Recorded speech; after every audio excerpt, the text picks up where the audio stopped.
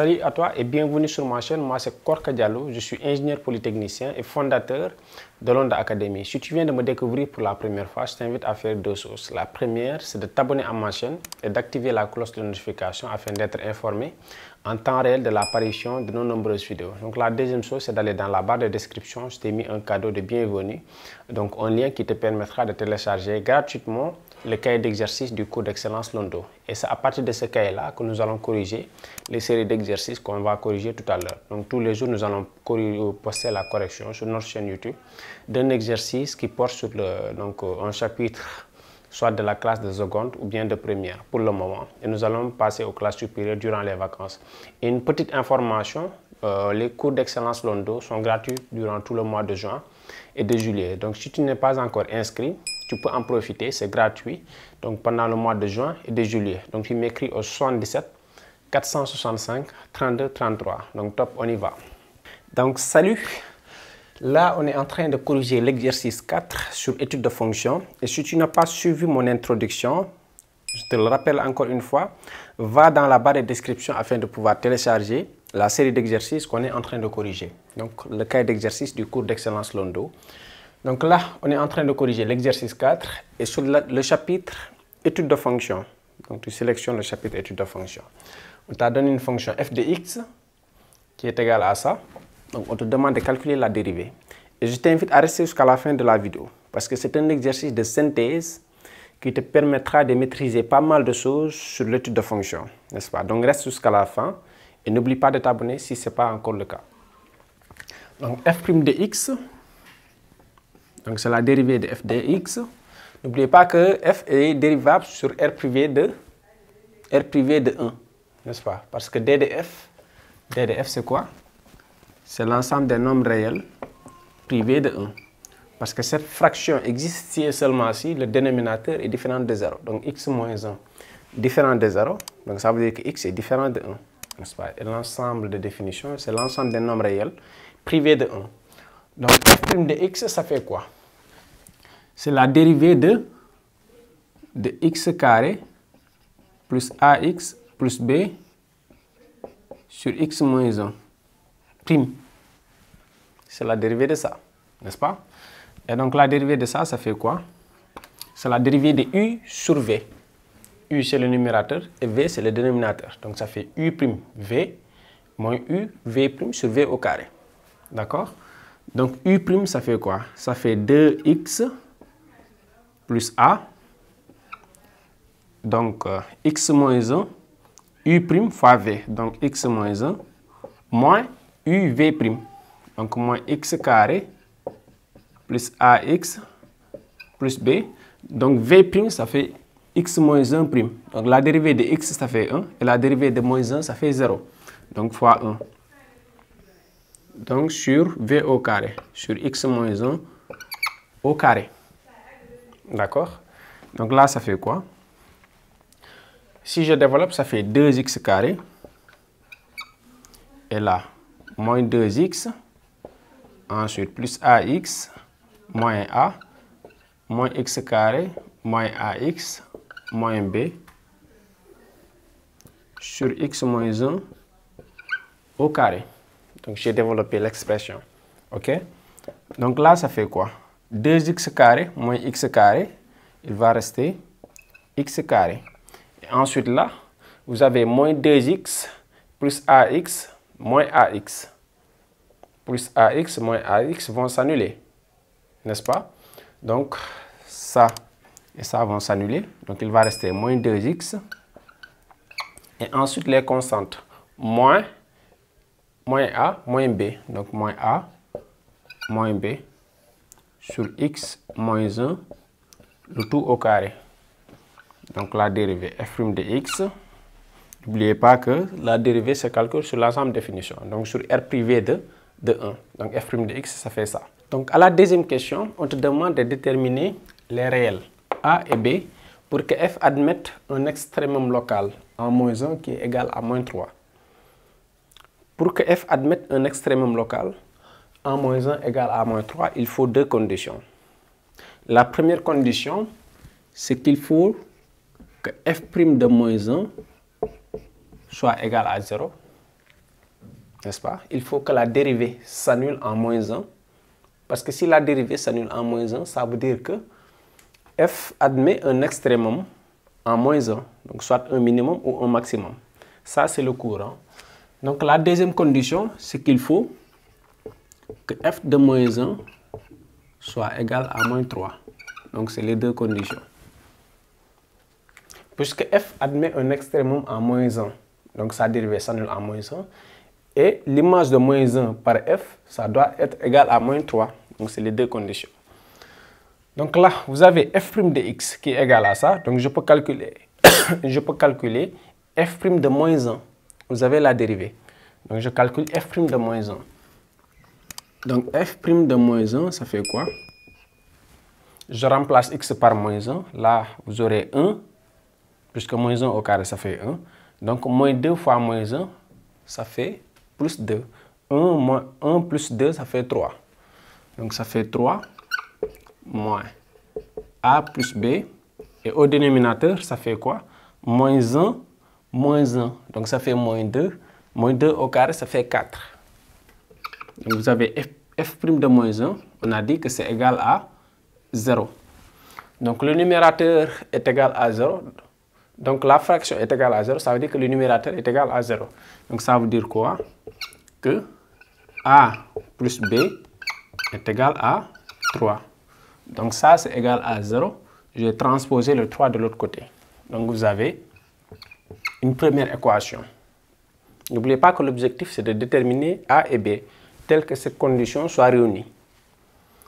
Donc vous avez f de moins 1. F de moins 1, je remplace x par moins 1 dans l'expression de f. Donc là, vous avez 1. Moins 1 au carré, ça fait 1. Et là, moins a plus b. Donc ça fait 1 moins a plus b. Au dénominateur, ça fait moins 1 moins 1. Donc ça fait moins 2. Ça, on a dit que c'est égal à moins 3. C'est égal à moins 3 si et seulement si quoi? Que moins a plus b. Donc on va faire les choses étape par étape. 1 moins a plus b, ça doit être égal à moins 2 fois moins 3. Donc ça fait 6. En d'autres termes, que moins a plus b doit être égal à 6 moins 1. Donc j'ai transposé le 1 de l'autre côté. Donc ça fait moins 1. 6 moins 1, ça fait 5. N'est-ce pas? Donc vous avez une deuxième équation. Donc 1 et 2 impliquent quoi? 1 et 2 donnent quoi? Un système d'équations. A plus b est égal à 3 et moins a plus b est égal à 5. Donc vous savez résoudre. Donc qu'est-ce que je fais? Je calcule, je fais la somme. Si je fais la somme, vous aurez moins a plus a, ça fait 0. Et b plus b, ça fait 2b. Donc vous aurez 2b qui est égal à quoi? 5 plus 3, ça fait 8. Donc ça veut dire que b, ça fait 8 sur 2. Et 8 sur 2, ça fait 4. Donc j'ai trouvé 4. Et là, je remplace b par sa valeur sur la première équation. Donc on donne a plus b. B c'est 4, ça fait 3. Donc ça veut dire que a est égal à 3 moins 4. Donc ça fait moins 1. Donc j'ai trouvé a, j'ai trouvé b. Donc ça veut dire quoi? Que f de x est égal à donc x carré plus ax. A ça fait moins 1. Donc là ça fait moins 1.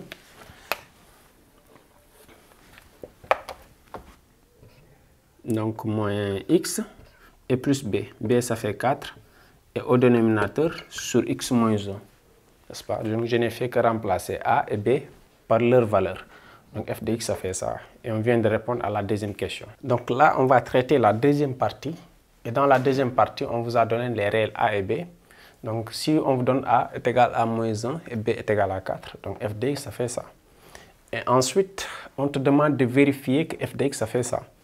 Donc il y a plusieurs méthodes. Donc la première méthode, c'est de partir de cette expression pour arriver à celle-ci, ou bien de partir à celle-ci pour arriver à là. Donc la plus simple, c'est de partir de là, n'est-ce pas?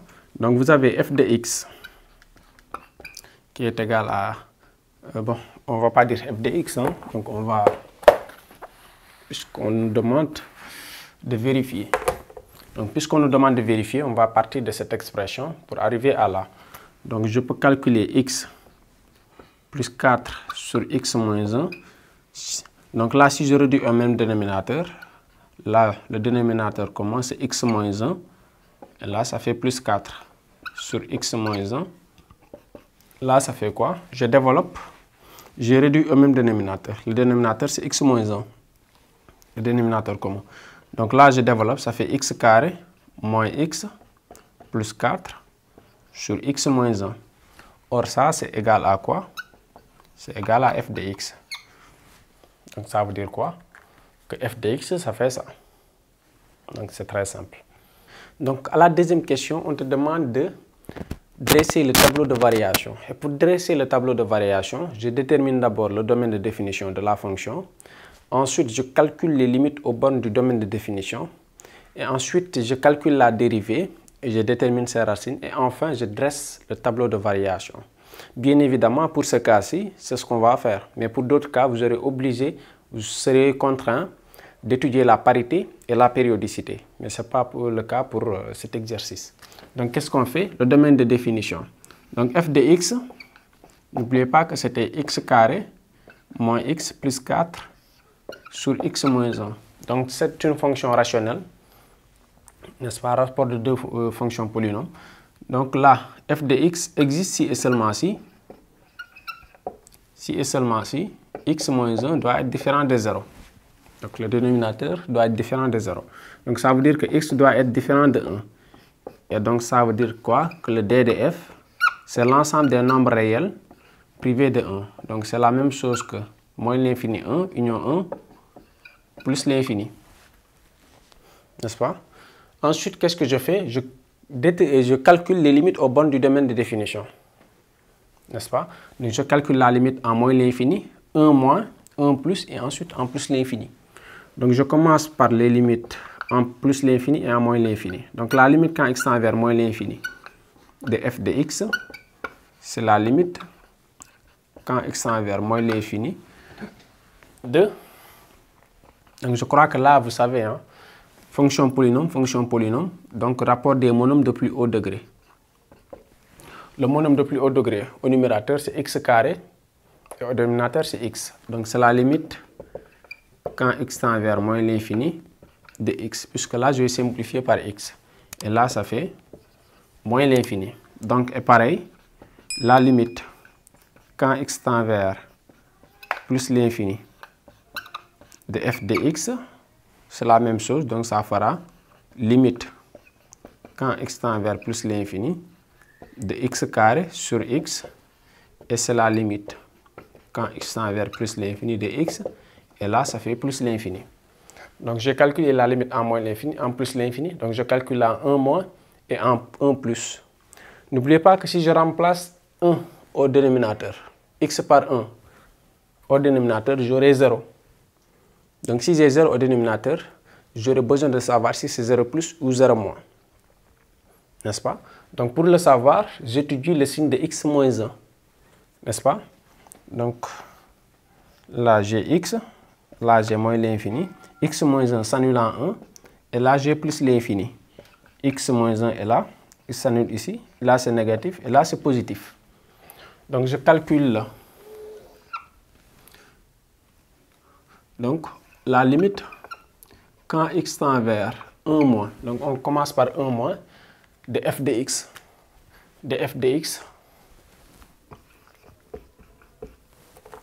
ça fait quoi? C'est la limite quand x tend vers 1 moins de x carré moins x plus 4 sur x moins 1. D'accord? Donc là, qu'est-ce que je fais? Je calcule la limite du numérateur et ensuite la limite du dénominateur. Donc la limite du numérateur, la limite quand x tend vers 1 moins de x carré moins x plus 4, ça fait quoi? Donc je remplace x par 1, ça fait 1 au carré 1. 1 moins 1, ça fait 0. Donc au numérateur, vous aurez 4. Et la limite, quand x tend vers 1 moins de x moins 1, donc du dénominateur, ça fera quoi? Donc je remplace x par 1. 1 moins 1, ça fait 0. Mais ce sera 0 plus ou 0 moins. Pour le savoir, là j'ai 1. 1 moins, c'est de ce côté-là. N'oubliez pas que là c'est 1 moins. Et là c'est 1 plus. 1 plus et 1 moins. Le signe qui est à 1 moins, c'est moins. Donc là, ça veut dire qu'on a 0 moins. Donc ça veut dire que la limite, quand x tend vers 1 moins, de x carré, donc moins x plus 4 sur x moins 1, ça fait quoi? Ça fera par quotient 4 sur 0 moins. Et 4 sur 0 moins, c'est moins l'infini. Donc là, moins l'infini. Je n'ai pas assez d'espace.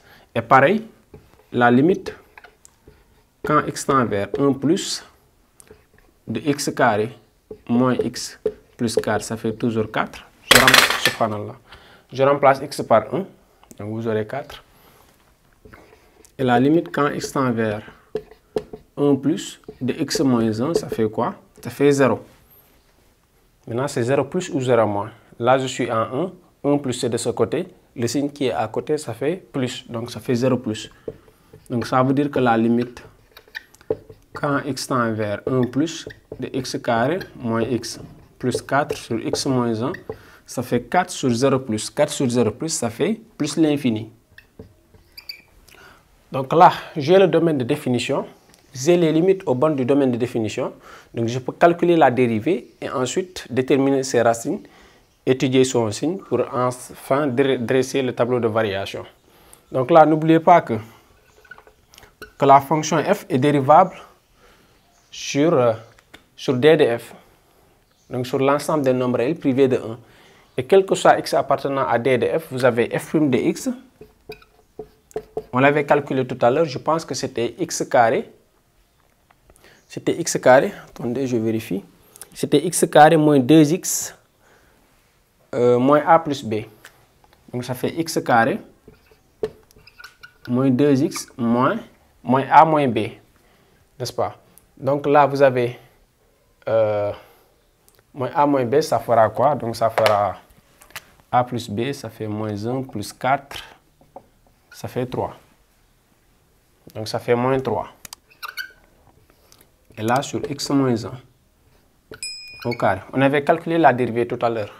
C'était f' de x, c'était x carré moins 2x moins a plus b sur x moins 1 au carré.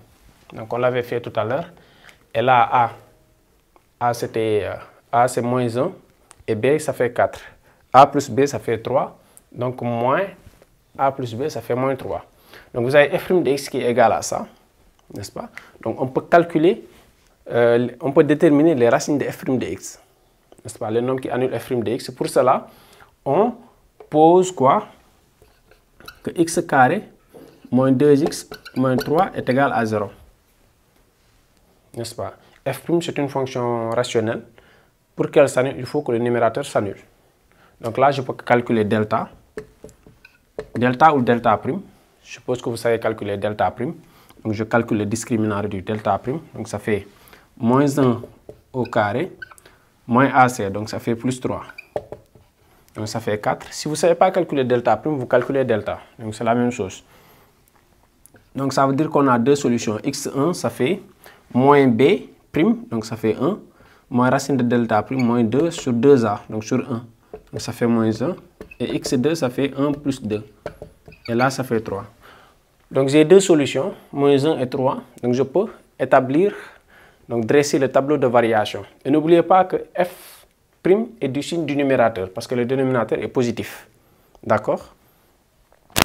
Donc là, toujours pour déterminer le tableau de variation, j'ai tous les paramètres qui me permettent de dresser le tableau de variation. Donc je peux établir le tableau de variation. Là, vous avez x. Et là, vous avez f' de x et là f de x. Donc f. Donc là, moins l'infini. Et là, on va dire plus l'infini. Donc qu'est-ce que je fais? Je place d'abord le domaine de définition. Donc 1. 1, on a dit que ça ne fait pas partie du domaine de définition. Donc je mets 2 barres. Je fais apparaître le domaine de définition, pas placer. Donc les nombres qui annulent la dérivée, c'était moins 1 et 3. n'est-ce pas? Et là, vous avez négatif, négatif, positif, positif. Puisqu'on a dit que f' de x était du signe de x carré moins 2x moins 3. Or, x carré moins 2x moins 3, les racines sont là. Donc là, c'est négatif, négatif, positif, positif. D'accord? Donc j'ai ça. Et là, positif, donc ça veut dire que là, f est croissante. Et là, elle est décroissante. Décroissante. Et là, elle est croissante. Donc je mets les limites. La limite en moins l'infini, c'était moins l'infini. Et en plus l'infini, c'était plus l'infini. En 1 moins, c'était, je crois, moins l'infini. En 1 plus, c'était plus l'infini. Et là, j'ai f de moins 1. F de moins 1, vous avez f de x qui est égal à x carré moins x plus 4 sur x moins 1. Donc f de moins 1, je remplace x par moins 1. Donc ça fera 1 plus 1, 2. Donc ça fait 6. Et là, moins 1, ça fait moins 2. 6 sur moins 2, ça fait moins 3. Donc là, vous avez moins 3. Et f de 3, donc 3 au carré, c'est 9. 9 moins 3, ça fait 6. 6 plus 4, ça fait 10. Et 3 moins 1, ça fait 2. 10 sur 2, ça fait 5. Donc là, vous avez 5. Et vous venez d'établir le tableau de variation de la fonction f. À la troisième question, on te demande de montrer que le point I de coordonnées 1 et 1 est centre de symétrie de CF. N'est-ce pas? Qu'est-ce que je dois montrer? Que quel que soit, ça c'est le cours, quel que soit x appartenant au domaine de définition, donc à R privé de 1, vous devez montrer que 2A, donc 2 fois 1, 2 moins x appartient à R privé de 1 et f de 2 moins x plus f de x, ça doit être égal à 2b. Donc 2 fois 1, ça fait 2. Donc c'est ça que vous devez montrer. Ça, c'est le cours. Donc vous devez montrer que quel que soit x appartenant à R privé de 1, 2 fois a. Le a, ça fait 1. Donc 2 fois 1, ça fait 2. 2 moins x appartient à R privé de 1. Et f de 2 moins x plus f de x, ça fait 2. N'est-ce pas? Donc quel que soit x appartenant à R privé de 1, vous avez x qui est différent de 1. Si x appartient à R privé de 1, donc x doit être différent de 1. Donc ça veut dire quoi? Que moins x est différent de moins 1. Je multiplie partout par moins 1. Et là, j'ajoute partout 2 pour avoir 2 moins x. Donc ça fera 2 moins x qui est différent de 2 moins 1. Ça fait 1. N'est-ce pas? Donc ça veut dire que 2 moins x est différent de 1. Autrement dit, que 2 moins x appartient à d de f. Donc on a satisfait cette condition et il reste à satisfaire cette condition. Et f de 2 moins x, ça fait quoi? F de 2 moins x. N'oubliez pas que f de x, on avait dit que c'est égal à x plus 4 sur x moins 1. N'est-ce pas? Donc f de 2 moins x, je remplace x par 2 moins x. Donc ça fait 2 moins x plus 4 sur 2 moins x et moins 1. Donc ça fera quoi? 2 moins x plus 4. Donc ça fera 1 moins x. 2 moins 1, ça fait 1. Et là, moins x. Donc ça fait 1 moins x. Je réduis au même dénominateur. Donc ça fera 2 moins x, facteur de 1 moins x. Et là, plus 4 sur 1 moins x. Si je développe, j'aurai 2. Donc ça fera 2. Et là, moins 2x. Et moins x. Et là, plus x carré. Plus 4 sur 1 moins x. Donc ça fera quoi? X carré. Et là, moins 2x moins x, ça fait moins 3x. Et là, plus 6 sur 1 moins x. D'accord? Et donc, f de 2 moins x plus f de x, ça fera quoi? Ça fera x carré moins 3x plus 6 sur 1 moins x plus f de x. Plus f de x tout à l'heure, on avait dit que c'était x carré moins x plus 4 sur x moins 1. D'accord? Donc, qu'est-ce que je fais? Je réduis au même dénominateur. Le dénominateur commun, c'est soit x moins 1 ou 1 moins x. C'est la même chose. Donc, je choisis x moins 1. Donc, ça fera x carré moins 3x plus 6. Et là, ça fera... Pour avoir 1 moins x là, je multiplie au numérateur par moins 1 et au dénominateur par moins 1. Donc, ça fera moins x carré plus x moins 4. Moins x carré plus x et là moins 4. Au dénominateur, 1 moins x. Donc, ça fera quoi? X carré et x carré vont s'annuler, n'est-ce pas? Et là, vous avez moins 3x plus x, il va rester. Donc, il va rester moins 2x. Et là, 6 moins 4, ça fait 6 moins 4, ça fait 2. Donc, ça fait plus 2 sur 1 moins x. Et là, je peux factoriser par 2 au numérateur. Si je factorise 2 au numérateur, j'aurai 1 moins x et au dénominateur 1 moins x. Donc, je peux simplifier par 1 moins x. Donc, il va rester 2. Or, 2, c'est 2 fois 1. Donc, on vient de satisfaire à la deuxième condition. Donc, on vient de satisfaire la deuxième condition. Et puisqu'on a les deux conditions réunies, donc ça veut dire que le point I de coordonnées 1 et 1 est centre de symétrie de F. Donc, à la quatrième question, toujours au niveau de la deuxième partie, question 4a, on te demande de préciser les asymptotes ACF. Donc, on avait calculé que la limite quand x tend vers 1 de f de x égale à plus l'infini. Donc, ça veut dire que la droite d'équation x est égale à 1 est une asymptote verticale, n'est-ce pas? Donc, x est égal à 1 est une asymptote verticale ACF. Donc, on avait aussi calculé que la limite quand x tend vers infini, quand je dis infini, c'est plus l'infini au moins l'infini. De f de x, on avait dit que c'était infini, c'était plus l'infini ou moins l'infini. Donc, ça veut dire qu'on peut chercher, qu'on va déterminer les branches paraboliques. Donc, plus l'infini, on avait trouvé plus l'infini, moins l'infini, on avait trouvé moins l'infini. Donc, on va étudier les branches paraboliques. Maintenant, n'oubliez pas que f de x, on avait demandé de vérifier à la première question que f de x était égal à ça. Donc, qu'est-ce que je fais? Je peux utiliser cette relation pour étudier la branche parabolique. Donc, la limite, quand x tend vers plus l'infini, par exemple, de f de x, et là, je transpose le x. Donc, moins x, ça fait quoi? C'est la limite quand x tend vers plus l'infini de 4 sur x moins 1. Puisqu'on a dit f de x, ça fait x plus 4 sur x moins 1. Donc, si je transpose ça à gauche, il va rester 4 sur x moins 1. Donc, f de x moins x, c'est égal à 4 sur x moins 1. Et là, la limite en plus l'infini, ça fera quoi? Ça fera 4 sur plus l'infini. Et 4 sur l'infini, ça fait réel sur infini, ça fait 0. Donc, puisque c'est égal à 0, donc ça veut dire que la droite D' d'équation y est égale à x est une asymptote oblique à CF en plus l'infini.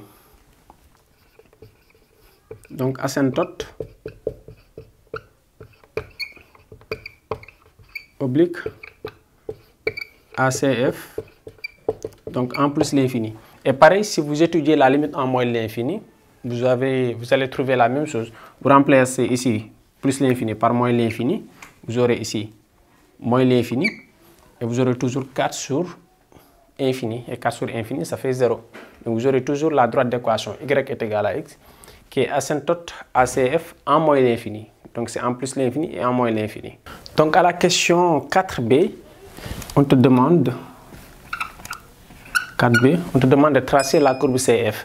Donc vous avez le tableau de variation, vous avez les asymptotes et ensuite on demande la courbe.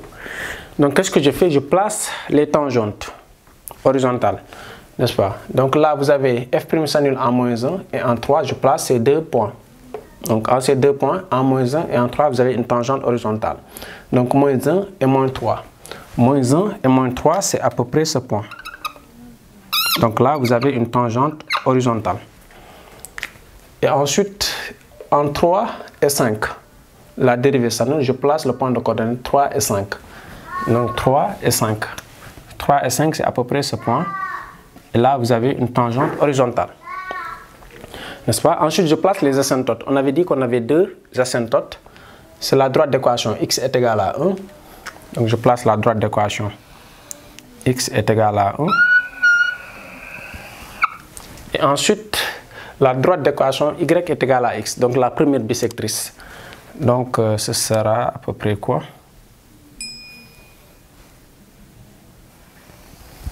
Donc, ce sera à peu près ça. N'est-ce pas?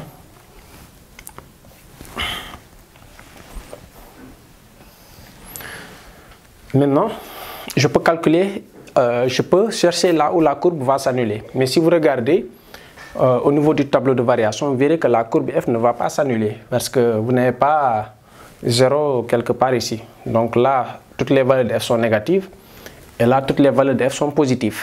Donc la courbe de f ne va pas s'annuler, n'est-ce pas? Ne va pas couper l'axe des abscisses pour utiliser le bon terme. Mais je peux calculer f de 0. F de 0, c'est pour savoir où la courbe va couper l'axe des ordonnées. Donc f de 0, ça fait quoi? F de 0, donc là, ça fait 0, 0 et 4. Là, 0 et moins 4. Donc ça fait 4 sur moins 1, donc ça fait moins 4. Donc ce point, c'est là où la courbe va couper l'axe des ordonnées. N'est-ce pas? Donc je trace par intervalle. Je commence par l'intervalle moins l'infini, moins 1. Moins l'infini, moins 1.